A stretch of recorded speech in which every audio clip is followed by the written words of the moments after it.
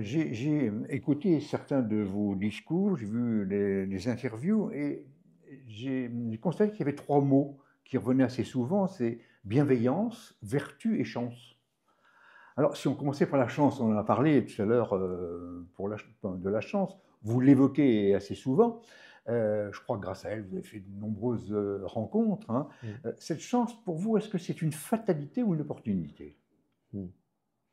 Euh, Peut-être que mon discours va être un peu teinté parce que moi, j'ai eu beaucoup de chance. Moi, j'ai eu la chance de naître en France. Voilà. C'est une grande chance de naître en France. On a un pays extraordinaire. Il faut le dire, La oui. France, c'est un pays exceptionnel. Donc, il faut mesurer la chance qu'on a de vivre dans ce pays. Euh, on a de la chance parce que euh, quand on traverse le pays, on voit qu'en fait, il y a une diversité incroyable dans ce pays. Vous savez, euh, le général de Gaulle disait qu'il est difficile d'administrer un pays dans lequel il y a autant de fromage. Voilà. Et alors chez moi, en Corse, il y en a quand même beaucoup, beaucoup du fromage aussi. Euh, et pour autant, c'est pas le même qu'il y a dans le Cantal, Absolument. ou dans les Vosges, vous voyez, ou dans le nord de la France. Euh, c'est une grande chance déjà d'être né dans ce pays, mais pas que ça. Moi, j'ai beaucoup de chance parce que je suis arrivé dans une famille aimante, j'ai reçu beaucoup d'amour et ça change la vie quand même de recevoir beaucoup d'amour quand on est petit. Ouais. Et puis après, la chance, c'est quelque chose qui se saisit. Hmm. Moi, j'ai eu la chance de faire une rencontre avec un franc-maçon qui m'a expliqué ce que c'était que la franc-maçonnerie et qui m'a donné beaucoup envie de m'y intéresser. Donc ça, c'est une chance. Et puis après, quand on est franc-maçon, c'est une grande chance. Parce que, tiens, je vais vous raconter. Le, le week-end dernier, j'ai revu un de mes vieux amis que j'ai rencontré en maçonnerie, que j'ai rencontré il y a plusieurs années maintenant. C'est un monsieur qui habite à Bergerac, qui a 65 ans et qui travaillait dans une collectivité. Okay, il était responsable d'un service dans une collectivité. Moi, je travaille entre Paris et Ajaccio, j'ai 49 ans, je travaille plutôt sur les marchés financiers. Il n'y avait aucune chance que je rencontre ce bonhomme, aucune, sauf la maçonnerie. Et j'ai vécu des émotions avec ce frère qui m'ont profondément fait évoluer. En fait, la maçonnerie, c'est une grande chance parce qu'en fait, on peut rencontrer tout un tas de gens très différentes qui nous font évoluer nous-mêmes. C'est magnifique. Je vous le concède. Tout à fait. Passons à la bienveillance maintenant. Est-ce que c'est pour vous un combat? Oui, Et lequel? ben, c'est le combat de la bienveillance. Aujourd'hui, on a l'impression, quand on allume la télévision ou quand on lit les journaux, qu'en fait, il n'y a que des trucs horribles qui se passent dans le monde. Alors qu'en fait, il y a plein de trucs géniaux qui se passent tous les jours. Il ne faut pas mettre de côté ce qui se passe de pas bien, parce qu'en fait, il faut absolument s'intéresser à ceux qui vont pas bien et essayer de tout faire, essayer de faire en sorte tout ce qu'on peut pour qu'ils aillent moins mal. En revanche, on ne peut pas progresser si dans la vie, parfois, on ne sourit pas. Euh, on est obligé d'être tracté par un enthousiasme, au sens grec du terme, vous savez, être empli de quelque chose qui nous dépasse. Et le fait de voir les choses aussi avec des lunettes roses, ça aide à tracter les gens vers quelque chose de meilleur et de positif. C'est pas de maintenant. Hein. Vous savez, Confucius, déjà il y a 2400 ans, disait que Ouais. l'homme vertueux va vers une amélioration de sa condition. Ouais, ouais. Pourquoi nous, on serait que emmerdés à aller vers quelque chose qui va moins bien? Donc non. Et pour ça, il faut essayer de remettre euh, des choses jolies dans notre monde. La bienveillance est un combat qu'il nous faut mener parce que à ne s'adresser aux gens qu'avec du négatif, c'est pas comme ça qu'on va progresser. Une obédience, et la Grande Loge Michel de France doit-elle être vertueuse? Euh, alors, on a l'habitude de dire que lorsqu'on entre en maçonnerie, c'est pour construire des temples à la vertu et mettre nos vices au Au cachot. cachot, voilà, c'est ça. La vertu, c'est ce vers quoi on essaie de tendre un petit peu tous quand même. Mais vous savez, nous ne sommes que des humains. Donc, il faut essayer de chasser les mauvaises choses pour ne faire ressurgir que les bonnes. Mais il faut aussi qu'on sache construire sur nos échecs.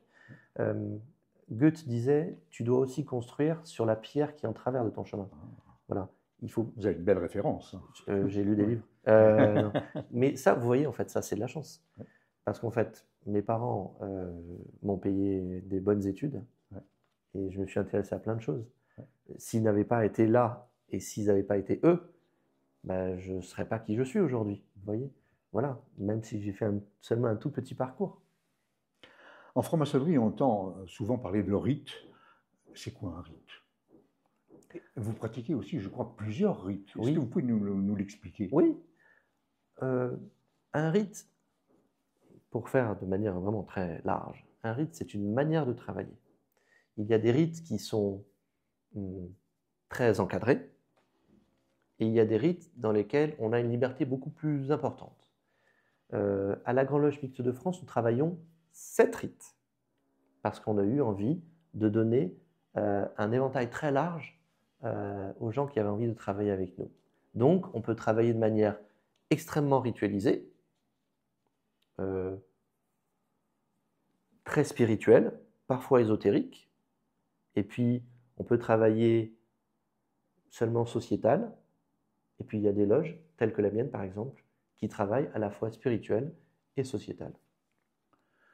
Alors, c'est intéressant, mais un profane qui rentre en maçonnerie, comment le guidez-vous pour aller vers un des 7 rites? Parce qu'on ne les connaît pas, les rites, finalement, Non, avant de rentrer. non. Qu'est-ce qui se passe? C'est pour ça qu'en réalité, chose qu'à mon sens on ne pratique pas assez, mais il est très important de demander au profane ses goûts, ses sensations, ce vers quoi il a envie d'aller. Quelqu'un qui ne va vouloir travailler que sur la démocratie, la République, les prisons, la santé mentale, à mon sens, c'est bien de l'amener vers une certaine manière de travailler, plutôt sociétale, vous voyez. Si vous l'amenez vers un endroit où on travaille que la spiritualité, peut-être qu'il ne va pas trouver le bon moyen de s'épanouir. Et donc, en fait, ce toucher de balle, il est très important en amont pour savoir justement détecter vers où la personne va s'émanciper le plus. Donc, vous avez des questionnaires juste avant que les profanes ne rentrent chez vous? Comment ça se passe? Lorsque... De ce que je peux savoir, hein. Ah oui, oui. Lorsque on va rentrer en maçonnerie, il y a plusieurs entretiens. Et il y en a un qui est assez important, à mon sens, c'est l'entretien qu'on va mener avec le vénérable maître, c'est-à-dire le responsable de la loge. Cet entretien, il est décisif parce que le vénérable maître va pouvoir vous dire, ben, vous serez bien dans notre loge. Ou alors, vous seriez bien, parce qu'après, on va voter. Ou alors, peut-être que vous avez peut-être qu'une autre loge qui travaille d'une autre manière que nous serait plus appropriée pour vous recevoir. Et ça, c'est un vrai travail à faire, à mon sens. Mais ça, c'est pas aux profanes de le faire. C'est aux gens qui travaillent dans la loge de le Très faire. bien.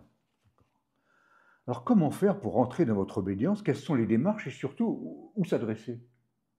Alors, ça, c'est très facile. Ce que je vous propose, c'est que je vais vous donner une adresse email Oui. et puis je peux vous la communiquer là Ah ou oui, oui, oui, oui. Alors, De toute façon, on va l'inscrire vous, partout voilà, sur le vous site. pouvez adresser votre demande à GS. GS comme grand secrétaire. Alors, vous pouvez adresser votre demande à gs@glmf.fr.